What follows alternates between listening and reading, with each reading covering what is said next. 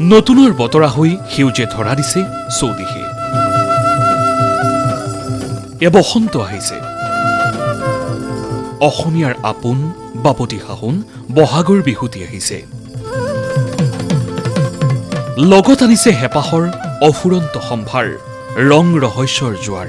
বিৰিখে বিৰিখে পোখা মেলা সেউজীয়া কোমল কুঁহিপাতৰ আৰে আৰে কুলিটিয়ে মাতিছে।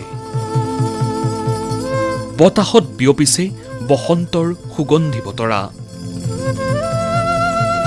বছেৰেকৰ মুৰুকত হেঁপাহৰ ৰঙালী বিহুতি আহিছে।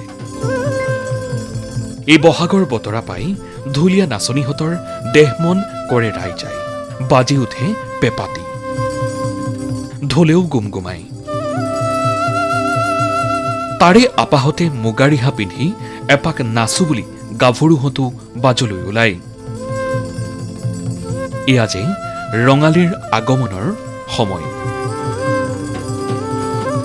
বিহুনাম নজুৰিলে, ঢোল পেঁপা নাবাজিলে এপাক বিহু নানাচিলেনো হ'বনে? সেয়ে অসমীয়াৰ চোতালত এতিয়া বিহুৱে মেলা পাতিছে। বিহুৰ আখৰা কৰ্মশালাৰে চৌদিশ মুখৰ হৈছে। আখৰা চলি আছে আৰু এই দলটি বিগত বৰ্ষবিলাকৰ দৰে বিভিন্ন মঞ্চত বিভিন্ন প্ৰতিযোগিতামূলক মুকলি বিহুৰ বাবে প্ৰস্তুতি চলাই আছে।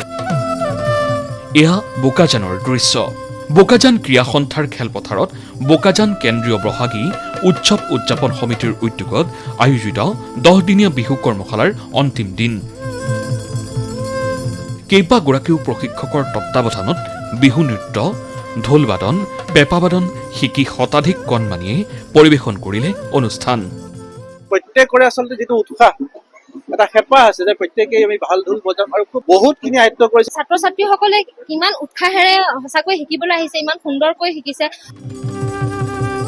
যোগীঘোপা, ৰঙিয়া, সৰুপথাৰ, শালবাৰী, মেৰাপানী আদিতো বিহুৰ কৰ্মশালা। আখৰেৰে মুখৰ হৈছে চৌদিশ।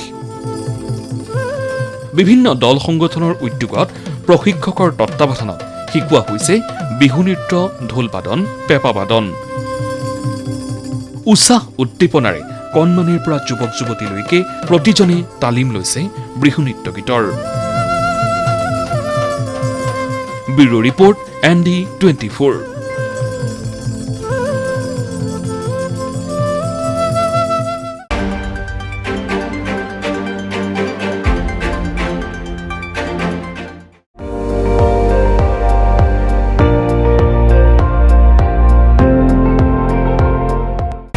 আপুনি চাই আছে ND24, সৰ্বশ্ৰেষ্ঠ নহয় সৰ্বোত্তমৰ দৌৰত।